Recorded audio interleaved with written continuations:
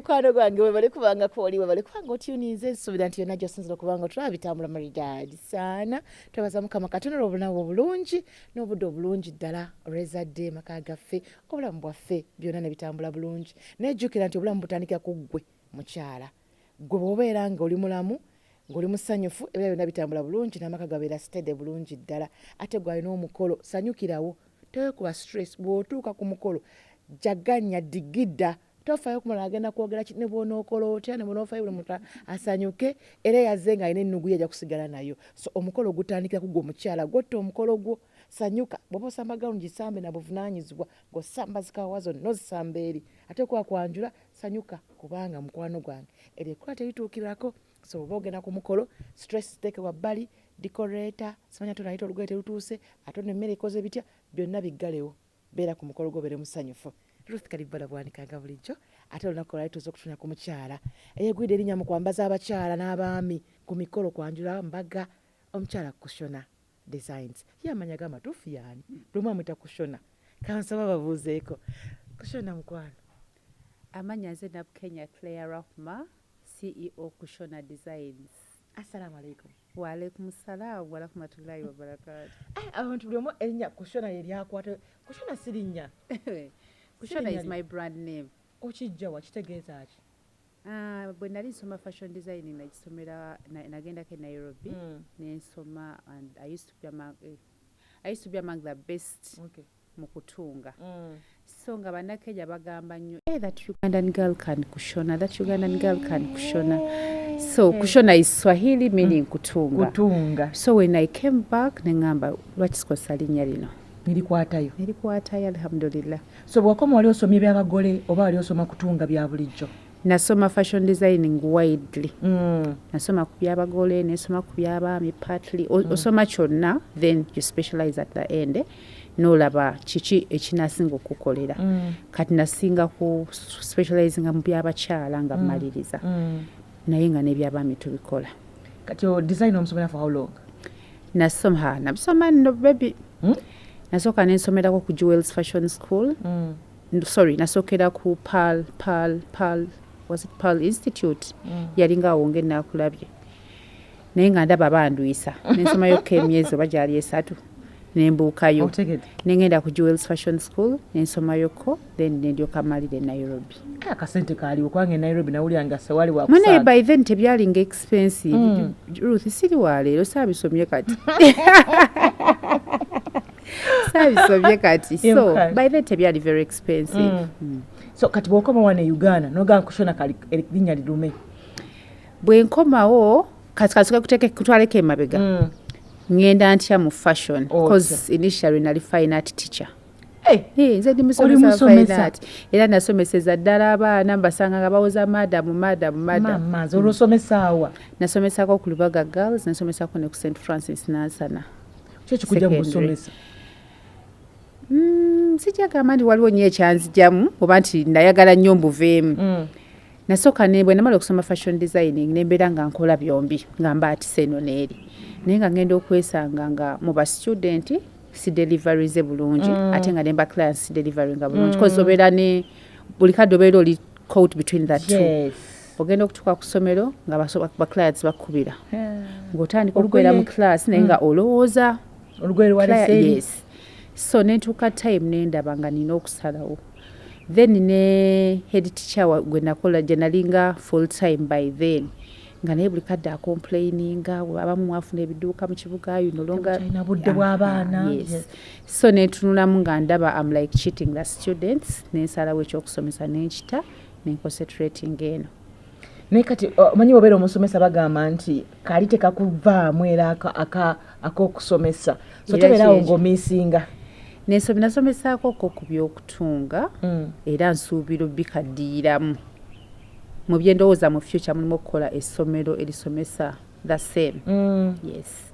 So kye bagamba nti once a teacher always a teacher. Still njabiddamu ate era nakati nfuna bangi nnyo be mentoring nobeera ng'obabuulira bitambula bitya. So obusomesa bunyambye nnyo okubeera nga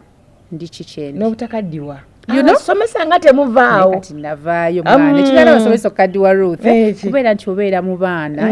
nobeera ng'alinga boy so kati sisi obusomesa nabuvaamu but still I learned ndi mu fashion naye nsuubira wajja kunyambako obutakaddiwa kituufu onaye bastudenti bojjukirayo benasomesa okutunga yes betumanyiiko benasomesa eri education yes bangi there is Senoga Brian era ndoza ali mu media oba ali mawulire you got have my honey alina gobakola omubisi yes that boy very dark skin ali mu monitor yes abaana bangi abamusimanyi gye bali naye nga bangi nnyo benasomesa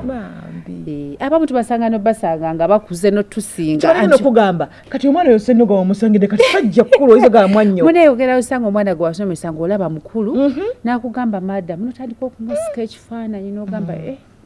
am I this old? I know, right? Kugamba abaana bebasinga otulaga emyaka gyaffe nojjukira sisi bo tebali mu busomesa besanga bakuze mangu yes nebi stress bibakuba naye kati gwe omusomesa boddawo ku ssomero n'obuukabuukamu n'abato ne weerabira yes kati wano mu Uganda otandika okukola kushona lwaki tewatandika na ku designinga ngoye za bulijjo kati nga bwe nyambadde n'otunga obusaati bwaffe bupale watandika mu byabagole mukwana eyo gye nasookera mu kutunga bitengi anti jjukira nali musomesa ng'abasomesa banno bw'olina okugenda ng'okola ki olandiramu otunza obutengi otunza obusikati n'obublouses eyo yonna twatandikirayo mukwano nga ntungira abasomesa bannange ate banyamba nnyo okumbustinga nti buli nga nange nze kennyini neetungira omuntu n'ebwambala bw'okambala n'ogenda mu staff room novaayo ng'ofunye orders zo nga nnya nga beera ndi kafigako kalungi you know ng'alaba ajja kunyumira ddala nga naye bw'okoze eki bw'onyumye so nembeera nga kyanyambako okufuna mangu ba clients kuba saafuna gye nasomesanga yokka nga musomesa era omulala bw'ayambala okulanga akulikomenize kuwe lubiri ss akulikomenize kuwa mengo ss nembeera nga nafuna mangu ba clients naye nga nasookera mu kutunga ebyo biteeteeyi masaati abasomesa nga tebeewola nnyo munnange linda omusaala by the way one of the reasons as twalinakoowa ebyokutunga nengenda nga mbikendeezaamu nga oteeka ssente mu ngoye n'ozitunga Ruth edduuka ne lijjula engoye ne balwawo zinona kati kapito ye nalina ng'ogenda omuteekamu ssente tezivaayo at the end of the month rent bamwetaaga that's why nasalawo noonya ekintu ekireeta ssente ezaki eza buli lunaku eza buli week at least and every day kwe kulowooza ku hiring era nze yasooka okutandika Gomez hiring mu Uganda abantu balinga batunda yes kati zo hiring nga waligwa zitunganga nate kati nayo story ndala I had a cousin bamuyita Roda ng'agenda kwanjula nengamba this is a great opportunity for me nenkwata ssente zange omusaala gwe nalina n'obutonotono bwe nali nkozeewo nengula gomesi z'abagole ezo 3 nengula ne sets z'ababuuza buroll wali omukyala bamuyitanga day yalinga eyo kuzibula atudde arcade nanguza burolls wa materials netunga bugomesi bw'ababuuza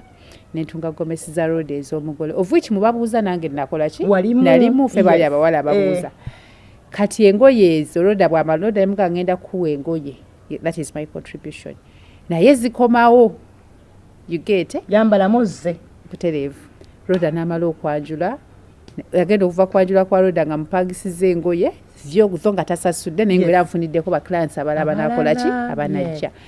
nenkwata nange zange zinabeerangamu otunzeyo ka party dress kogenda okwambala biki byonna nebikola ki nebikuba mu dduuka kwega business eno yabeera so interesting for me nti kyoyambala kyoza mu dduuka ne bakipangisa ate nekikomawo kati nga nange nyanguirwa okwetungira olugoye however expensive it might be nga manyi lujja kukola ki lujja kuza ssente so bwetyo bwenkendeeza ku kutunga kate bwe tuyingiramu ngenzeeko China nfunye exposure olabye nga ekiteeteeyi kyotunga ne kigwera mitwalo 18 ekyalina osobola kijja ku mitwalo 8-7 ng'ate kiri ready awo neneekuba penalty nze kennyini nti baclients abaalize nga bakuwa ssente z'okutunga ate basanze olinawo olw'omusanvu olw'okupangisa of course olupangisiza mitwalo nga5 ate nga luguza emitwalo 7-8 you know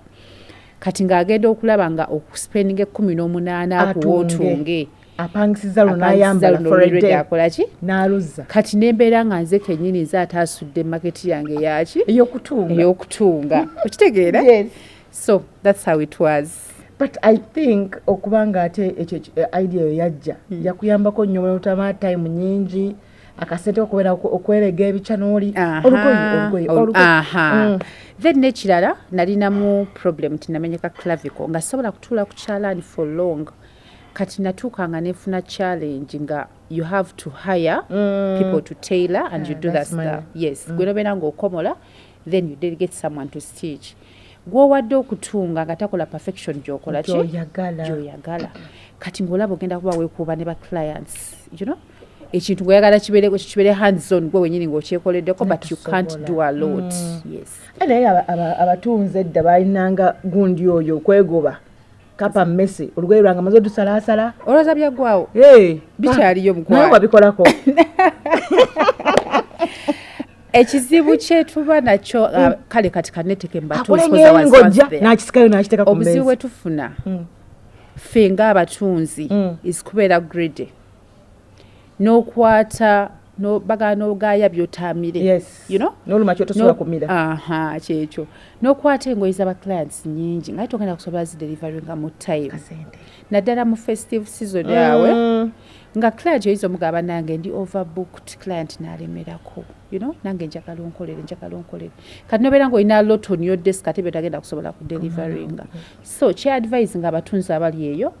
kwata engoye za clients z'omanya nti onaasobola ozimala mu budde okusinga bwe tweyonoonera erinnya naye nga gye bali abatunzi abalungi abadelivaringa mu budde nga waliyo ddala oyo bw'atyo gye bali mukwano nga bw'olumuwali nagamba weeks ezi era n'olufuna mu weeks 2 yes but still it depends on the timing mulimu time ezibeera nga teziri mu mirimu kati ogenda kuleeta lugoye lwo mu December November oli akulimba nti ddala sirinaawo ngenda ddukola oli ayinza okukwata engoye n'agamba zonna za Thursday ng'akuta engoye nga 8 ng'of course tasobola kukolaki kuzimala naye ate tulina time gye tubeera nga tuli so free so kati gwamanyi nti olina omukolo gwo tolinda kutuuka mu December owe mutunze engoye zimuwe aliya ate era omulimbe kuba naffe tulimba abatunzi kati nawe mulimbe nti engoye zange nno zireese omukolo gwa September niko kibaji gwa December azitunga azimala omala ozifiti ng'ozilabe nti weziri awo ate ozimulekere kozi oyinza okuba mune oba ngezeemu oba nkozeemu ng'alina okutaamu ate ozijjaayo naye ng'omaze okukola ki okuzifiitinga n'okakasati ziri bwezimulekera nkozikubamu baatugamba nti kati sirakugamba waliwo nomwetera olanga ekitete kyoba kiri ekiwoomu ekyo bwekityo kirungi n'omutwali omutunzi akitungire akifunzeemu ogenda okuddamu olwegulo muli ku pateyo nga zakyesazi omutunzi ng'akyesaze God forbid ng'akyesaze ye ekyo made sikimanyi oba ng'apangisizza empozi kati okupangisa engeri gye kwajja oyinza okwesanga babi client naye ffe mu kushona tusobola kukola kintu bwekityo yes watandika mu bakazi bokka kubanga nti wetulira kushona ne mu baami n'abakyala wano bw'opangisiza mpudde bakazi natandikira nnyo mu bakyala naye nga bwe bagamba nti one thing leads to another kati gambe nasookera mu kupangisa gomases bwe mala okupangisa gomases nendabanga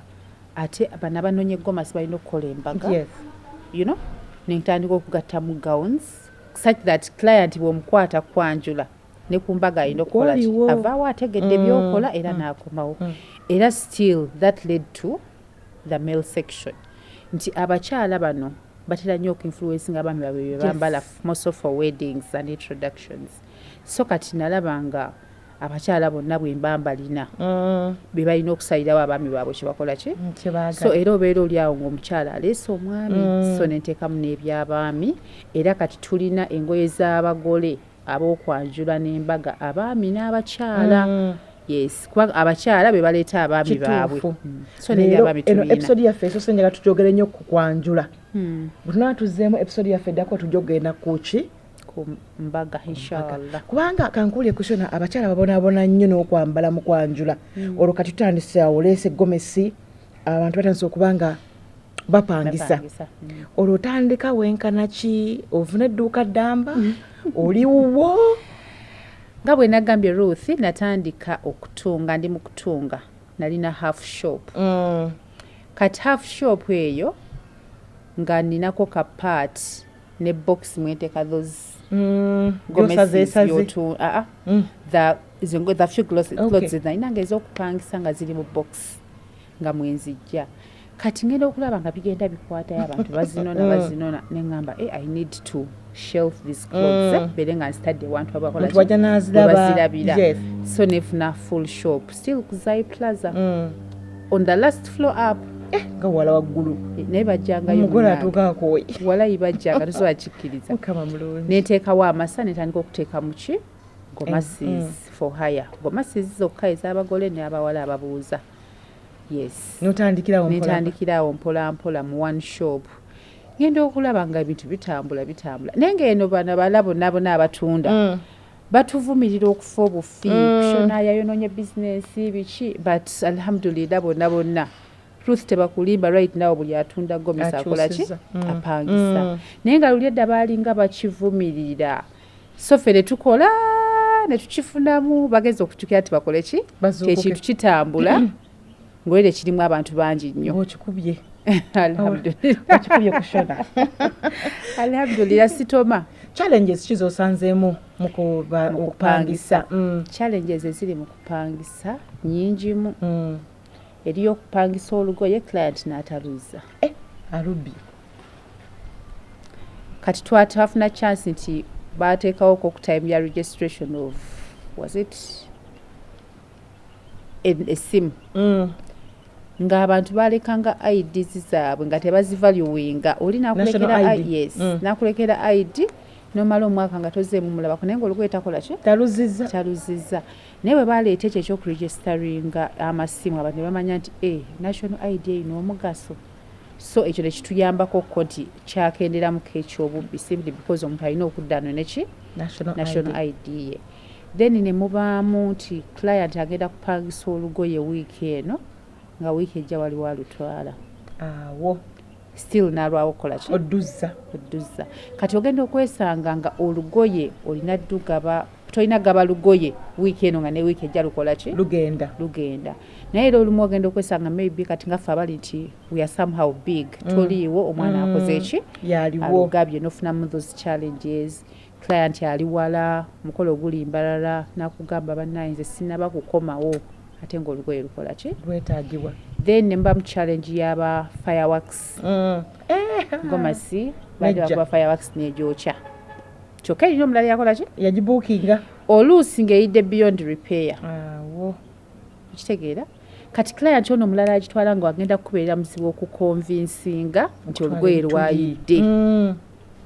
oba tebannaluzza ye aba alowooza nti walugabidde omulala alina momane naye okola ki omulimba yet kiba kituufu ng'olumu client yatute tanakola ki tanaluzza olwayidde nolwosobola odde omulaga n'amanya nti lwayidde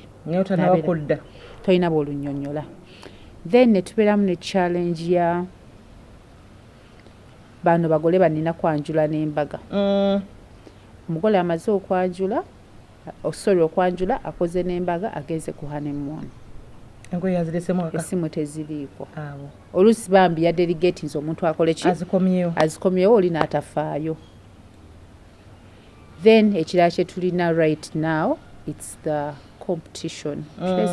tuli bangi nnyo nti omugole agenda kujja alondeyo wano lumu n'eri wamu ogenda okutuka omusaba ID ate ID nagirese eri ate kati kandeete ey'omwami oba kati kandeete eya sisita wange kati nebyo nabyo twabifunamuko ku buzibu omuntu ayinza okukuleetera ID kati for instance ayise ID ya Ruth Kalibala nobeera nga toginootinze down Ruth Kalibala tomulina anywhere weyatwalira lugoye kati Ruth asobola okujja n'agamba nze banzibyeko akasawo ID yange bangambye eri mu kushona okitegeera tolina kyewali ojje ku Ruth n'ekimu ate nga talina naye nga tebamine client musaasire yabadde alina ba service providers bajjeko ebintu bangi ng'alina okukozesa ID y'omulala so tuba advisinga nowadays nti wobeera nga oleeta ID y'omuntu come with that person akole ki asayiningire ID cause twafunako ku buzibu bwe butyo bayinza n'okusibira ddala nno then ne mubaamu kati nga bw'ogamba nti dry cleaning noteeka olugoye mu mazzi ne lwonooneka ng'ate olina booking endala challenges zo nnyingi tosobola zimalayo. Bannange kati nga tuzze kuddayo kati ku mugole yennyini omanyina kuze tufuna challenges ez'okwambala ffe ng'abakyala kukyona akagulini kakunyumidde mashallah n'agamba nange akukenjagala kenjagala njagala wansi akatenga ka green n'akakayo nsibe ka green naye jjukira guno omukolo omunene kwanjula maaso gonna gakuliko omuntu yali badde ayambala atya naddala omukyala ku mukolo gweng'ogwo okubanga asobola okugyayo bulungi ekifaananyi naye mba sina ssente nnyingi kubanga kusyona olina gomesi ezirabika obulungi omuntu akombayininga atya colours yali yambadde atya kati ekintu kya colours ne what suits who kisigala ku ffe ba designers naawe ng'omugole okubeera nga toli so rigid kati omugole ayinza okujja n'akugamba nze nalaba Ruth Kalibala ng'ayambadde olugoye bwe ruti lwenjagala n'omuadvise nga nomugana naye kala gy'olina kala complexion yo neya Ruth si y'emu gezaako okukino okole ki kijja kunyumira omugole n'agaana n'agamba nze kiri kyenjagala kubanga kyewakoze ki kyennalabye so tugezaako nnyo okuadvisinga abagole okubeera okutuwuliriza n'okubeera open minded nti bw'ojja n'oŋŋamba nti njagala kala green nga kushona wagyambadde bwe nagirabye ngezaako okulaba nti nkuteekako kala eyo yennyini nenkulaga naawe olabe ddala does it suit you koze olimu bw'ogaana abeera ng'agamba nti okimumye kubanga tokola ki tokirina so sooka omugezeseeko omugole kyawulira kyayagala alabe we kitunudde then naawe omulage ky'osuubira ekikola ki kinamunyumira definitely ino business yaffe olina okubeera ng'oli very very patient because oyinza okwambaza omuntu engoye nga 8 natanalabamu n'olumu naye ate oluusi naawe nga gwenyini amwambaza okiraba tebikola ki tebimunyumidde so olina okufuba okulaba nti omuntu omuwa time okufuna kyayagala kati mulimu colors ezisuutinga abantu abanene nembamu ne colors ezisuutinga abantu abatono kati oli ayinza okujja n'akugamba mbuze njagala olugoye lwa peach oba orange naye nga munene nnyo ate oluusi nga muddugavu kati kala ya orange bwekiteeka ku muntu omunene yes bright colors zongera ogeza abantu yet dark colors kola ki zikakkanya zikukozaamu kati omuntu omunene yali badde anyumira nnyo dark colors ate kati muddugavu ate abeereko dark colors maama mukwano ebyo byali byadda olaba laki bagamba nti abantu b'e Sudan bukala basinga okwambala lime green lwaki oza babajerega lime green terina kwambalwa muntu muddugavu nnyo kuba ova kukulengera omuntu agyambadde n'olengera kala ye nakola ki n'abula so ate ng'omuntu omuddugavu osobola omwambaza kala ya black ng'erimu some bright enhancements kati nga bwogamba mulimu ka silver mulimu ka simple orange n'abeera ng'avuddeyo still kisigala eri design okwadvisinga omugole nti tukiteekeko olabe ate in most cases bw'okimuteekako alaba ng'anyumye naye gwe bw'ogamba nti omuntu omuddugavu alina kwambala bright colors I don't get you omulengera eri nga jayaka ati olengera kala ya lugoye ye n'akola ki n'abula then n'omuntu omutono ennyo buli bw'omwambaza colors eziri dark tolaba Ruth olina bw'oyambala kala baga you look so small yes naddala black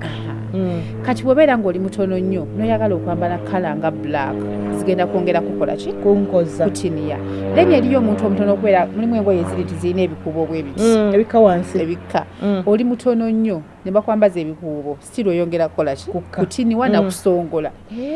then n'omuntu omuwanvu buli bw'omwambaza ebikuubo oyongeramu kasuka waggulu you know so we have to advise our clients ku bintu ebyo byonna then omuntu omunene n'omwambaza ebikuubo ebigenda bwe biti ayongera kugaziwa bw'ati so abagole balina okubeera okuwuliriza then naffe tulina obbawa enough time nakugamba njagala kikuubo n'okimuteekako nomugamba laba ekikukoze obulina okufuna ku bigambo ebirungi nongamba ne mama oli munene nnyo ekikuubo kyekikumale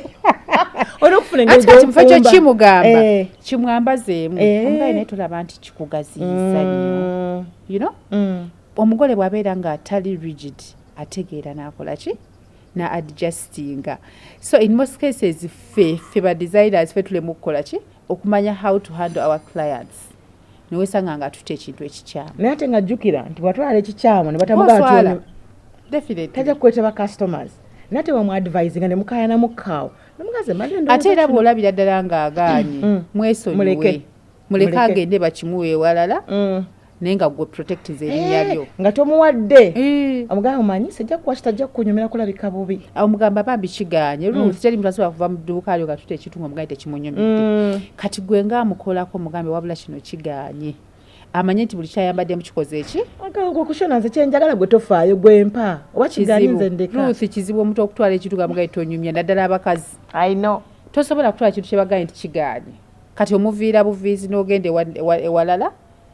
nolaba nti noosiima kyosiimye kubanga tebakugambyeko nti kigaanye olaba omukazi asiba busibi kaviire bamugambako kagaanye nabulwa waayita you know so abagole tubeere open nabo tubabuulire nti kino kigaanye kino kikkiriza waliwo colours ezisobola kublendinga na colours endala nga omanyi kati nakabagamba smart color blocking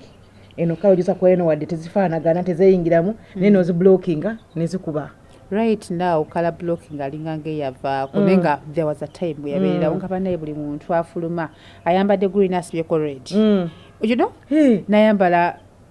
kwegamba I don't know naye nze I myself I'm not for color blocking cause nasobamuko okufine art other than okukola color block you would rather do a monochrome nokola a dark shade and a lighter shade katunga boga nti oyambadde green n'omuteekako ka veil ka light green it comes out better than okugamba nti otaddeko aka red color blocking oba yafuuka wamaalomu bannange nosanga nenga kubye purple nasaako orange nana purple nasaako orange bannange color blocking right because olaba tukya nabagereka wali omwegendereza engeri gyeyambala mugomesi abeera calm always abantu balinga tebakitegeera bwe twatandikira okwambala ebitambaala ebifaanagana n'eggomesi ng'abantu tebakitegeererako ddala nga bayomba biki ebyo byoyambadde but right now buli muntu kyakola kyayagala so gwe bw'obeera nga designer ng'omanyi nti kyokola kyekituufu era kinyuma do it be the pacesetter abantu bagenda okumanya nti kino kyekiriko ng'era bwe naggambye nga gwe olwedde okola ki okirina okiri mu maaso wakigenda wala olowooza kirala kiddako mugole ekigwali kati nga tunaba tukyalina kwambala kwennyini okwo kati kyalibadde kya buvunaanyizibwa bwe mannyambadde let me say kati nga bweyambadde green engatto yange yalibadde eva ku zino zenyambaddemuko neeyawukanako negenda na necklace nekugenda na wakati nga omusiraamu ekigenda ku mutwe oba mugomesi mwennyini mwenna okulonda kala egwa ku byentaddeko oyinza okulonda mu gomesi mwennyini kala eblendinga oba mulimu colors eziri neutral as in mulimu ebiri neutral kati silver ne gold ziri neutral as long as oyambadde olugoye oli plain anything silver can go on anything gold can go on ne black naye ate buli bw'otandika mbu ate osibya akakaaya ka green kanonya akasipi aka green n'engatte ya green that is overmatching era obeera ofubye nnyo Ruth omanye okunyuma ng'ofubye nnyo ebintu bisaana n'onyuma nga togendedde ng'oli bwakulaba banaye that lady smart naye nga tolaze nnyo nti ofubye naye buli bw'otandika ate kati kanonya akamuli ka black kateeke wano kubanga ninamu black lugoye ate noonye engatto you become obeera nga Christmas tree kubanga you know oba oyitiridde waliwo omugole gw'osanga ng'alinamu ne bupalzi mu nviiri gomesi eri bize ena colours nga wala top yange bweri kati n'omuntu ne gubeera nga enviiri zonna ziyiye zonna wano maaso akayiye wano ataddewo ku butaalattaala like saa ate nga buli obeera ng'oyambadde ekintu kati era nga bula Ruth Wolye nti the blouse is busy you need something calm to calm it up so abantu banyuma nnyo nga bali calm ate nga tebakoze eki tujja kulya kyovola affe mu kushona tugezaako nnyo okwewala ebintu ebyako ennyo era nze bwetunulira abagole bange kizibu okulaba abagole ababadde engoye ezikola ezitemagana omugole anyuma nnyo ng'ali calm and classy oyogedde ku bagole abali calm waliwo ekiteeteeyi kye twalabako ekya Rema ekyayakayaka nabwekimasigo wamwambaza tojogeza ku kiteeteeyi kya Rema nkwegayiridde ndeka sigaze omukwano ne Rema gwe tujja kulya bwamanya kintu kimu nti Rema yayambala ebintu bye n'anyuma osirike teyali gwe ekiteeteeyi tekyali kyaffe naye waliwo but I think it's what she wanted for a change because you're going Trying to be different. Exactly. Yeah. And me, I loved it. I loved it. Nange search for buzibu yadde. I loved it. Ate yagenda najambala kiro najja ne yeetooloola ne yakabulungi nali siraba nkugawuni bwetyo. So nakyo nenkifuna. Kyekyo kye nagambye nti bw'owulira nga gwe kyogenda okukola owulira okiwuliramu emirembe. Be the pace setter. Kituufu. Era nze Rema mwagalako ekyo. She has that confidence. She pulled it out. Kati abakyogerera ate Masaka ate biki? Kyogamba yali nagala mufete. Mufete. Nedda ze yanyumira by the way. Nange. So good. Laba twagenda okikometera ngo nze nakyagadde dda. Kati abantu bakita luvannyuma nnyo ne kangama n'ekibi kye kiri awo. Nagenda okola ate n'abalenzi ono gundi abadde alaunchinga gundi yalo ku gundi ku Africana. Ono Fik Famake. Fik Famake. Nayamba naye suuti yali Fik Famake. N'avaayo nayo nga naye yiye yaka. Ngamba katuli bagamba Raymond naye ngeyiye yase. Yodo? Kamili no yambala engato nga zaakazo n'obutaala. So omuntu olumu abeera katate Rema ne Stasha ye. She had to do something different. True. Yes. True. Ne kakati ate omulala bw'anajja nsi yaleeta. N'agamba naye kayambale bw'atyo. You know? Ate kijja kulabika bubi. Kituufu. Rema alina gwamwambaza gomesi enjeru nali siraba nk'omugole ayambadde gomesi njeru. Idea yo kugamba nti twazirabanga oba omuntu nga agenda kuba mugole bana balina bakola anniversaries oba kubatiza Mothers Union naye Rema n'omwambaza gomesi enjeru n'ekitambaala kya green. Was it green to blend with the husband? Yes. Idea eya white omugole muteekamu white naye lwakuba nti Rema yali celebrity naye abantu tubale tuludde nga tubambaza such colors. Yes. Lwakuba nti mubeera abantu baba tebakola ki tebabalaba nti oli akyambadde tali nnyo popular abantu ne batakola ki ne batamanya nti akyambadde but still white is pure. It's white are representing a purity. Yes. You know, so she needed something like that. Yali yetagamu that pureness. Yes. Yakola grand entrance. You know, yayingira nga kwegamba kyekyo. Mugole ekigwe wenyumirizaamu g'oyambazana n'omwewulira. Omugole gwensi asinga okwenyumiriza bamuyita Flores. Yayambala ate nno weewamu eyo ku bikondo. Flores ku bikondo. Flores yayambala gold. She's light skinned. She has a very big butt. Yayambala gomesi ya gold. Netugisibako ekitambala kya gold. Nga naye mweru. You know? Golden girl. You know? She pulled it out. Nayambala ne gomesi ya green and silver. Nayambala ne red and gold. Banaye yalabika bulungi. Omugole gw'okyasinza okulira ng'omwewulira. Yes. Kati atisobola kwogera ku bali ab'emabega. Yes, of course. Ab'emabega bayinza okuba nga baali banyuma but bw'oba bayitawo trends ezijja empya ate olina kwogera kwona ali most recent. Yes. Omugole yali badde ayambala engoye nga mmeka ku mukolo gwe n'owulira n'ogaati ogw'okwanjula. Ku mukolo gw'okwanjula nga teweekubyeko njawulo ate era nga tokisukkulumizza zaali badde engoye nnya. Olusooka bwe bakuweera balamba bwe bakuweera ekimuli the first entrance. Oluddako lwali badde lwa birabo abako nga baleeta ebirabo. Oluddako that is the cake and engagement then ne kabbo ka muwala. Luli walisinze okunyuma. The first one wofuluma omulundi ogusooka. Lulina okubeera nga luli photo friendly oba nkyogere ntya lujja kuvaayo bulungi mu bifaananyi. Lulina okuba nga terwaka nnyo kozi mbosikesi obudde bwa misana saawa 7-8 notakuba bantu ki maaso bumyanso. Kati ogera kutunira omugole nga ayambadde sequin afuluma ogusooka mwenna n'abaakira kwegaga mwenna muli eri mulengera ki omusana gwaka. You know, so yeetaaga olugoye nga terwaka nnyo naye ate nga lulungi ddala nga lwogera olukola statement. Yes. Then olwalizeeko okunyuma lwe lusembayo olwakabbo ka muwala. Oleeteramu omwami w'akabbo ka muwala. The reason as why ebbiri ze zirina okusinga. Olusooka ojja n'otambula ne weetooloola nnyo mu kidaala. Oluusi waleese omuyimbi akwetoolozza ozze mu ba in-laws. Buli muntu n'akukwa abamu ne bakulaba n'okulaba quality y'amaterial ki gy'oyambadde. Yes. Quality y'amaterial gy'oyambadde. So olusooka lwali badde lulungi nnyo then n'olwakabbo ka muwala osiibula abako ne bajjaawo mulayi nomanyi abantu bazibu olinakolako ne bwati webala omukolo naye ng'awulya ng'akola kikyoyambadde obudde buzibye lulina okuba nga lwakamuko lulina okuba muko ka enhancement nti webakubamu ekitaala lwaka then olwo olugoye ate lwomala n'obuuza kati abako bagenze notandika okugenda ng'obuuza abazadde abazze ku mukolo buli muntu n'akulaba nnyo oyambadde ki olugoye olutalabika nnyo mu mukolo gw'okwanjula olutabeera na mu bifaananyi bingi lwe lw'ebirabo kozi nmesikasezo omugole agenda okuvaayo nga n'abako bayimuse bagenze kusitula birabo abamu nga baataddewo dorede bikoze eki bitandise mu ddiiro bijjuddewo egagwenda ojja n'otuula bwebbu n'obituulamu ne bakuwa keesi n'otambula n'ogenda so omugole ffe kati ffe abali mu hiring olugoye lw'ebirawo tutera okwadvisinga omugole okukola ki bw'abeera ng'asazeewo tijagalayo lwensigala nalwo tumwadvisinga lwa birabo lwabaagula kubanga ddo terubeera nnyo asoboddwambala any other time bwe bakapo nga yeze ngogenda jambaza otera kukola otya colors ziblendinga bulungi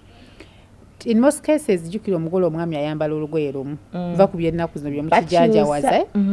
bakyusa naye nga mu Buganda tekyali saani you know tutera ku blendinga olugoye omugole lwasooka okufulumamu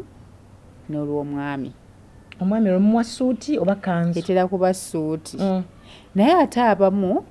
trends nga bwe zize zikyuka kati lutwabeera nga tekanzu erina kuba ya white oba cream naye katwambala ekanzu za light blue light green yes so kati naye ate nga bw'oyambaza omugole egomesi ya green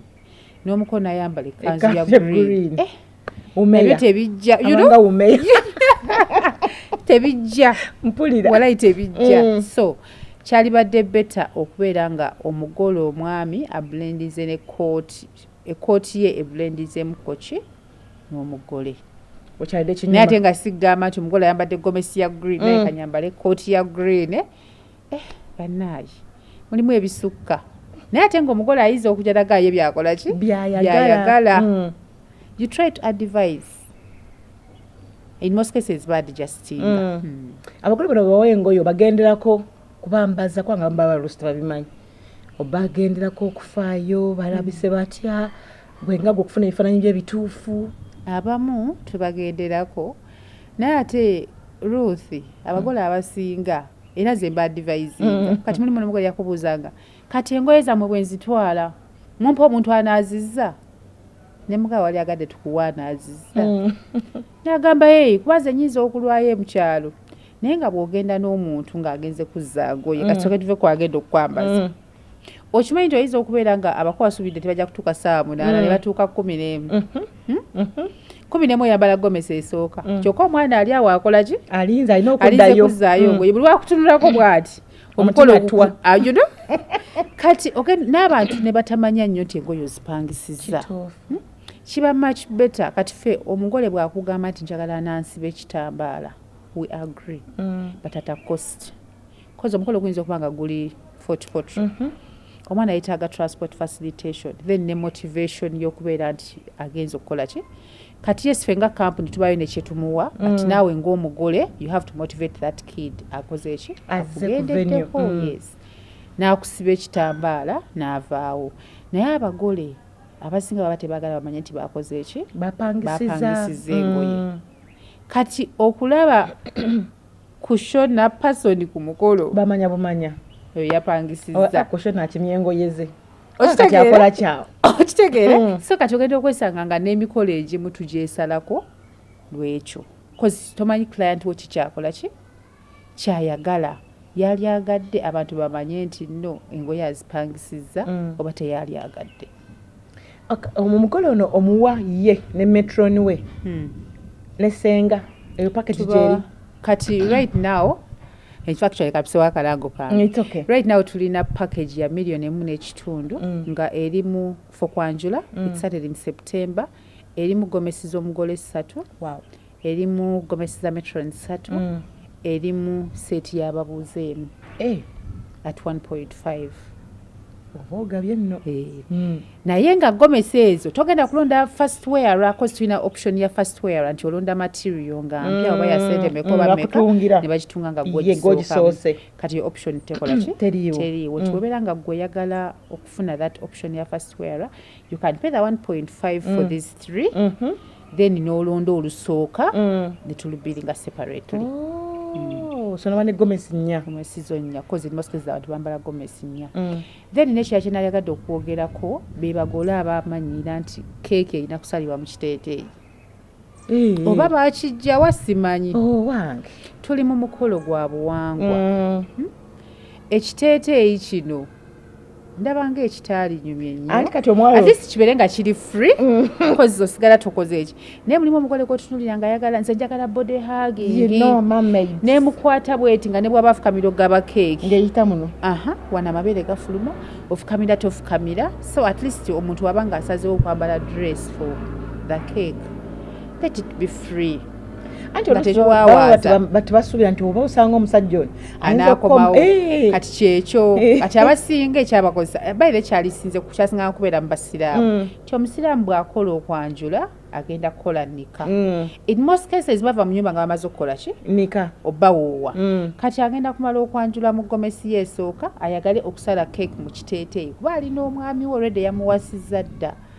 naye kati kyafuuka nti buli mugole alina okusalira mu ki mu kiteeteeyi n'alina embaga enkeera okitegeera okwanjula kwalwakuna embaga ya friday ayagala kusalira mu kiteeteeyi kati abututera oba advisinga nti abantu abasinga basalira mu kiteeteeyi era nga bw'okyogedde batasuubira mbaga soon so gwamanyi nti embaga yeesembedde tolina nsonga lwaki oyambala ekiteeteeyi omubodeyo gireserving for the wedding bagenda okutwaka wedding bagamba wow ono omukyala gwe tawali naye mu gomesi asobola okutunula bwati mu kiteeteeyi naye wali baba bakulabyerabye edda nga tebakyalina ki kyebeesunga yes omukyala yali tegesa atya omukyala aliyo yali yetegesa atya omukolo gwe nga gwe gutuuse yali badde ye prepping atya zasaba omu prepping kati omugole ali nti alina okwanjula sooka otunulire nti okwanjula kwange kwa date ki kwa mwezi ki kozi nze saalyagadde nnyo omugole abuukinga ngoye ng'abuzayo emyezi 3 ez'okwanjula mu nsonga za kupangisa mu hiring as long as you have your money ne bw'osalawo okulonda engoye mu weeks 2 osobola ozifuna ate gy'okoma okulwawo okulonda the better lwansonga ogenda kulonda olugoye ng'omaze okulaba charisma yapositinze luno X-events yapositinze luno you know other than wobeera nga bye walonda mu September ng'omukolo gwo gwa November nga gwako ate obiraba nga bakoze eki babitimbye honestly speaking teri muntu agenda kutereka lugoye nti olulonze mu September nga toluguze ogenda twambala mu December you know agambe nti kantutereka olugoye no balubookinga sigenda ddugaba tuli mu business world kituufu ekitegeera so okubeera ku safe side you're better off ng'olonze a few weeks or a month to your function yes. Nina omugole gwe nafunako yajja ng'ayagala ngoye ez'okwanjula nebuuza omukolo gwadde nangamba gwa December nemuga ng'okedde nnyo aze mu August ng'okedde nnyo nanga nzijagala kukola bintu byange njagala kupulaninga mangu mbikole ki mbimale yalina okwanjula ng'alina n'embaga bintu bya December 2 days apart nemugamba nemugamba ne gawuni wagimaze nanga egawuni nagimala dda nagisasulako nadda nemugamba ng'okedde nnyo kimanyi nti gawuni depreciatinga buli we bagyozaamu ekola ki ekyuka kale ekyuka obuyija buvaako biki nanga abashwaliza tebagenda gigaba nemugamba just imagine nga gugenda nyini business eyo olonze gawuni mu August oli agitereke mpaka December erinze gwe togiguze nemugamba lwaki ogiguze n'ogiteeka ewaka naye ate nga okugigula ogiteeka ewaka it's even worse anti ogyambala mulumu kati ate for gomasis Ruth imagine nga ng'oguze gomasi n'ogiteeka mu nnyumba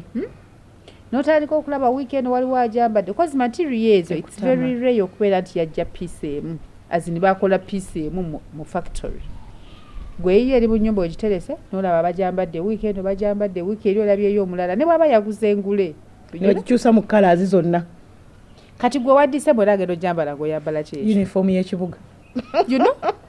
so omukyala oyo yennyini ne mubulya lwalina okukomawo namukakomako mu September nga ggwako nkuwe appointment ya ddi lwonaakola ki lwonajja bwe yakomawo naŋŋamba bannaayo kushona gawuni yange nagenza okuddayo nga bajambadde yambadde yonna yonna ng'ekyuse ne mukaka kikola kintu kimu omukyala agenda omugambe yes I made my deposit naye nsaba nnonde gawuni mu November cause definitely ajja kuba alina ebipya yes then ate naawe alonze ekya August ogenda kujja mu September October osangewo ebipya ate otandike bankyusizeemu tunabeera mu kukyusa paka ddi lwaki tolinda n'olonda prior to your what to your function so abagole tuleme kubuguma nnyo nti baŋŋambye omukolo gwa Febu n'obugumirawo nojja nti bannange kushana ne baŋŋambye omukolo gwange njagala ngoye okitegeera kati ate abo abagole bwe batyo ogenda okwesanga ng'era dda nga kugamu naye omukolo bagusazizzaamu that means yagupublicizize mangu nnyo you know tulina evil eye tulina abantu ababi tubeereko okukosa creative n'emikolo gyaffe abantu bagenda okugumanya gukoze ki nga gutuuse naye omukolo afuna excitement n'apapa okunoonya ebintu ate oluusi bw'ajja mu kushona n'asangawo munne gw'atayagadde amanye nti ki nti agenda kufumbirwa ne beesanga banaye nasanze gundi banaye saagala amanye emikolo gwange you know so tubeere bagumiikiriza nti wetumanya emikolo gyaffe just save your money cause services ba service providers ennaku zino bangi ekintu kye advising omuntu okupapiramu okubookinga be ba photographers decorator cause olina omubookinga mangu okusanga nga waali naye bino ebyengoye you can always get clothes at any time you want then n'ekirala kye mba advisinga mugezeeko okuwuliriza ku advice toyagala kukola gundi kye yakoze be yourself kola naawe ekikyo ekinaatunda gwe nawe bagambeko njagala kukola nga gundi bwe yakola naye kati gwe bonna ayagala okukopa ekya Rema kye yakola already Rema yakikola bakituuma kya Rema gwe banaakutuuma ki kituufu so abagole baffe mugezeeko okutuwuliriza then mugezeeko n'okubeera nti temupapa nnyo nti omukolo gutuuse nonda ebintu mu bwangu anti kati ate wona omugamba toyogera mukolo gwo ajja gamba anti abantu bagamba ngukukusizza saagala ngukukuse nida saagadde nnyo tulebeere njo okukyagamba nti tagukukusa but ekyokulonda engoye take your time ekyo kituufu kubanga lwaffe naffe dde embuto ngetumalaga lulala so ti ndi lubuto ng'olwegaana paka eyo Ruth anti wakazaala naye naye kusona watukweka omwana yali atya omwana mulungi alhamdulillah ekyo wamulabako namulabako alhamdulillah nemmere tugirya akiika twagimala yaba akiika yali akiika netugimala naye omuntu asobola kutegeera nti wazaala omwana watola mutooli tewandako ku bifaananyi by'olubuto tugenda bakasukule ku at least nagezaako by the way there is a story nakola photoshoot nga saagala bagambe nti kushona omwana yamujeewa you know at least waliwo evidence eyebalaga nti nali lubuto era naza I was pregnant for 9 months nezaala how was it okubanga okola n'olubuto tekyali tiresome tekyali hectic like exhausting first board mbuuza gwo kati kyali bale kimenya kitya anti baga buli mwana ajja bubwe it was the best by the way it was the best experience it was the best experience tesibula abalabi baffe abalabi bakushona ba customers bonna tuddiramu package yaffe eri nga tuwumbawumba n'ennamba zaffe ez'essimu zituwe ne location bakasitoma bakushona designs mwenna mbeebaza okutuwagira era mbasaba mu continuing nga mukyatuwagira mbagambye tulina package ya 1.5 miliyoni emu n'ekitundu zokka ng'ofuna gomesi z'omugole 3 ofuna gomesi za matrons 3 ofuna seti y'ababuuza emu between okuva mu September kyatandika mu September up to end of December ne bw'ojja n'obookinga leero n'ogamba kanteekeyo deposit omukolo gwange gwa December naye nja kujja nnonde mu December still we agree tusangibwa ku Namirembe Road okulinaana Pal FM radio oba okulinaana Victoria's Kindergarten below former Pride Theatre ne ku Zai Plaza 3rd floor shop L4 enamba z'essimu ziri 0 ey'oku mulimo eri 0775 776 sorry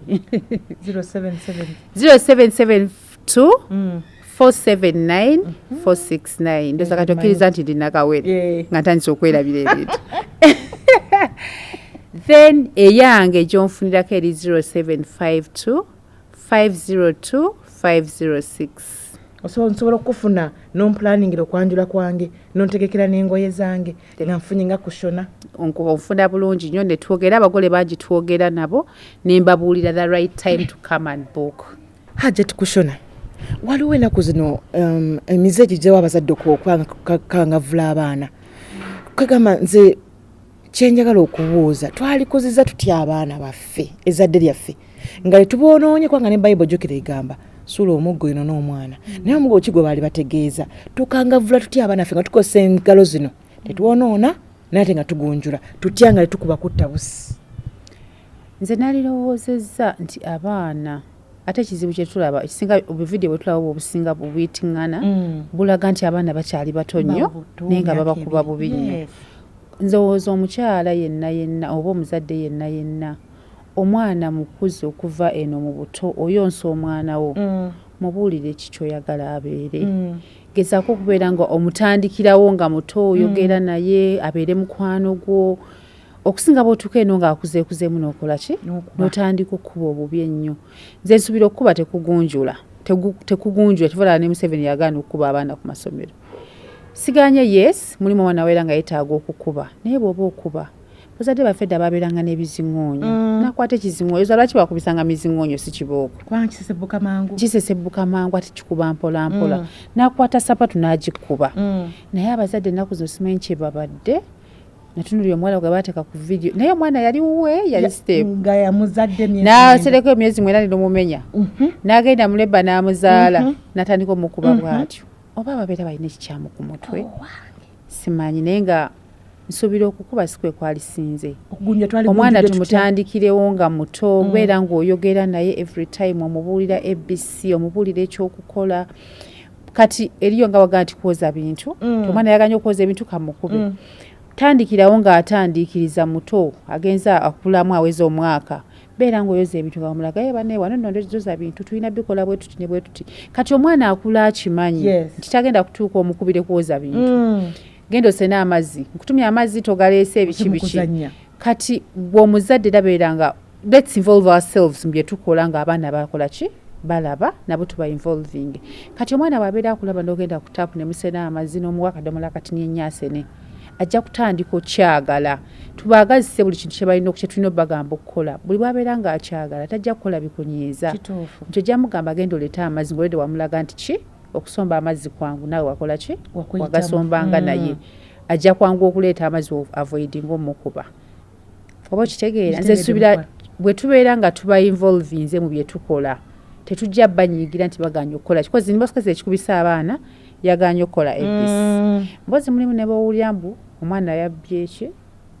anoonya essukaali oba bukopi ali ennyama netutereka ennyama n'agibba kyova nze olumu ŋŋamba nti omuntu abeera alina ekikyamu ku mutwe omuntu ali nti ali nno mu situation tusobola okuba omwana bwe batyo omwana tumugunjule nga twogere naye n'ebikolwa oba yagadde omubonereza nga alina kyakoze ekikyamu okola otya bonereza mpola mpola in most cases abeera omanyi omwana mubonereza ogusooka omukuba empola mpola akiddemu omugambe naye nno linagana ekintu bwekiti naye okizzeemu nja kukola ekisingako awo tusooka tubeere nnyo n'okwogera ate bagamba nti akuba obwakola ki awumbirira naye munnaaye ze naye manyi baba basiteepu naye ate ne basiteepu abakola ebyo tebakyaliyo kozi omwana wa munno gw'oyonoona kati gw'okuba obubi yagenda okubeera ow'omugaso atayamba ababo okitegeera banaye neyanza nnyo neyanzeeke gwasinze allah akunkuumire naawe akunkuumire barakallahu fiikum barakallahu bana tujja kusukawo wano njagala obaagaliza emikolo ebirungi abakyala mutegereka paka gyako gyekali oyinza obutakagamba mwami nojja buzigu nomugamba miliyoni 3 nosasule mu kitundu akawulidde wabula bye